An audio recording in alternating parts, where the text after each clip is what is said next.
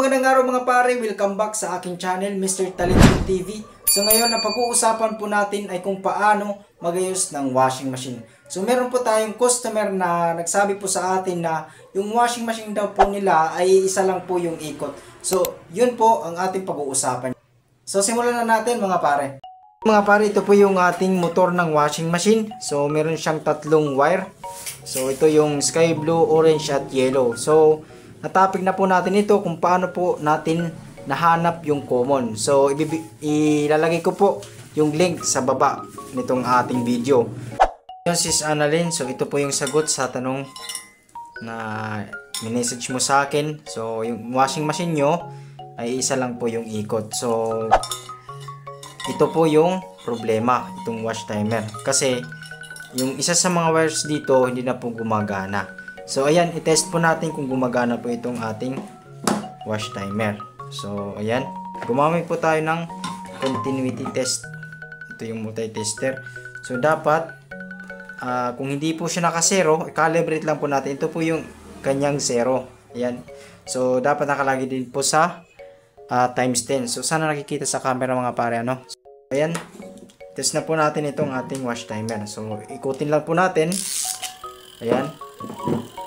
So kung makikita nyo mga pare, may pinagkaiba siya dito. So ibig sabihin, ito po yung common niya. So nakahiwalay na po yung common niya. So yung dalawa, ito po yung reverse and forward. So i-test po natin mga pare, no? So yung isang probe, ilalagay po natin dito.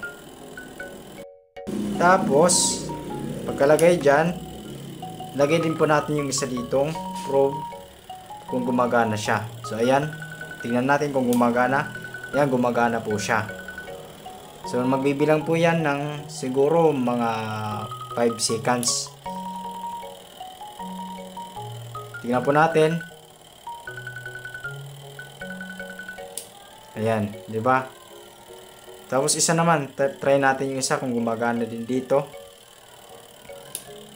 Ayan mga pare, gumagana po siya. So pagsabayan po natin to, dalawa. Ayan. Yan. Kasi ganun po yung timer. Kapag ang mabubuhay, mamamatay. So palipat-lipat po sila. Kaya po yung ikot ng ating washing machine ay ganyan po. Clockwise and rotate, reverse and forward yan mga pare. So ngayon ituturo ko naman sa inyo yung tamang connection nitong ating washing machine. So kung makikita nyo mga pare, ito ay nakahiwalay. So ibig sabihin, ito po yung common. So ito yung common ng ating wash timer. So itong dalawa, ito po yung reverse and forward. So ayan. So ito, common is kukunik po natin sa cord. Ayan, yung male plug. Ayan. Yung isang wire nito, ikukunik po natin dyan. Common po yan mga pare. Tapos itong reverse and forward mga pare ay dito.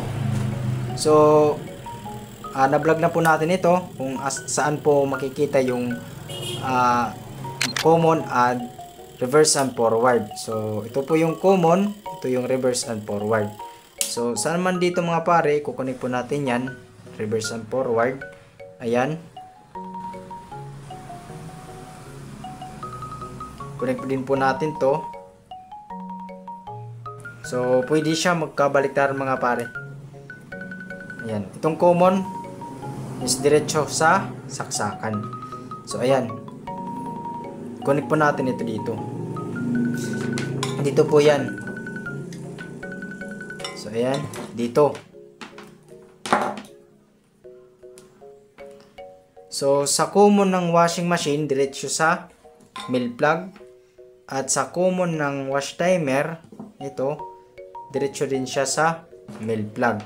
Ngayon, saan po natin ilalagay yung ating capacitor? So, ating capacitor mga pare ay dito lang po. So, siguraduhin lang po natin kung ano po yung nare-required na farad ng capacitor ay yun po yung papalitan. Kung ano yung pinalitan, so, ganun din po yung papalitan. Ayan. Ito po yung 9 microfarad. Ayan mga pare. So, dito po natin i-connect sa reverse and forward yung ating capacitor. So, dalawa po yung terminal nito. So, ayan. Kukonek po natin dyan. Ayan.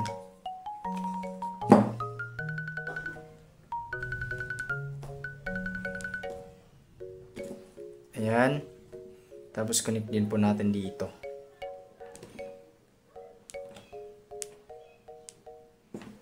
Yan mga pare, no? So, itip lang po natin mga pare. Yan, itip lang natin. Para iwas disgrasya o makuryente. Ayan.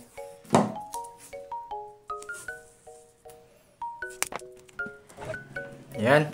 So, for demo lang naman to mga pare, ano? So, itong isang wire, ay ito po yung ground. So, ayan.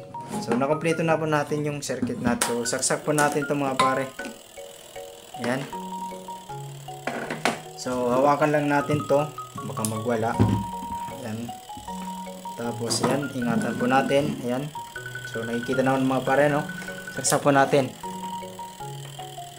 Ayan. Medyo nahirapan ako. Ayan mga pare. Kung nakikita nyo mga pare. Ayan po yan.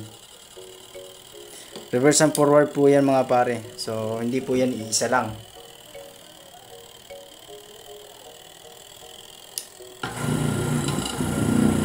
Naglolo ko mga pare yung saksakan. Ayan.